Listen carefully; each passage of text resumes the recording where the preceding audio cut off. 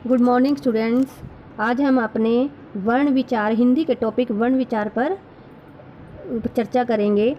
वर्ण किसे कहते हैं? वर्ण भाषा की सबसे छोटी इकाई है जिसके टुकड़े नहीं किए जा सकते। मूल रूप से वर्ण वे चिन्ह हैं जो हमारी मुख से निकली ध्वनियों को लिखित रूप देते हैं, जैसे राम। वर्णमाला किसे कहते हैं? वर्णों का समूह वर्णमाला कहलाता है। उच्चारण के आधार पर वर्ण भेद। उच्चारण के आधार पर इन्हें दो भागों में बांटा गया है। कौन कौन से? नंबर 1 स्वर, नंबर 2 व्यंजन। स्वर उन वर्णों को कहते हैं जिनका उच्चारण करते समय हवा मुख से बिना किसी रुकावट के बाहर निकल जाती है।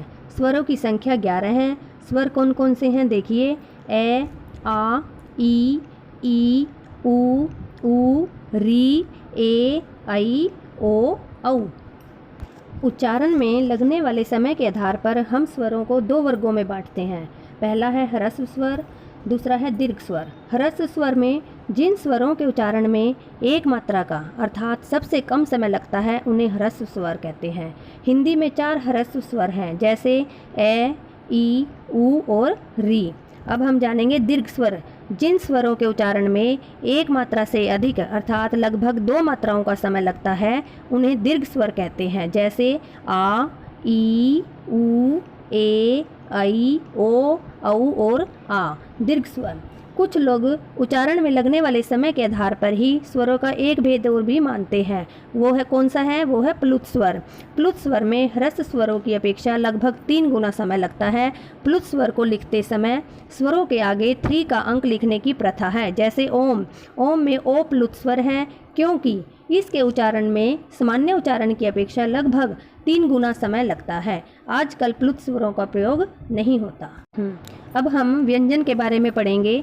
व्यंजन किसे कहते हैं? जिन वर्णों का उच्चारण स्वर की सहायता से होता है उन्हें व्यंजन कहते हैं, जैसे कै, चै, जै आदि। हाँ जी, हिंदी में व्यंजन मुख्यतः 3 प्रकार के होते हैं। कौन कौन से? स्पर्श व्यंजन, अंतस्थ व्यंजन और ऊष्म व्यंजन। सबसे पहले हम स्पर्श व्यंजन के बारे में पढ़ेंगे।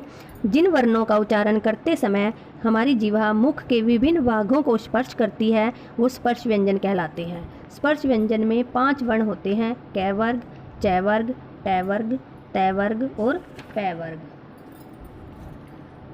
और इनकी संख्या 25 है। अब हम अंतस्थ व्यंजन। इनका उच्चारण करते समय जिह्वा मुख के किसी भी भाग से स्पर्श नहीं करती। कौन अंतस्थ व्यंजन कितने हैं? 4, य, रै, लै और वै। ऊष्म व्यंजन। इनका उच्चारण करते समय एक प्रकार की ऊष्मा उत्पन्न होती है। ये कौन कौन से हैं? श, श, सै और है। ये संख्या में 4 है।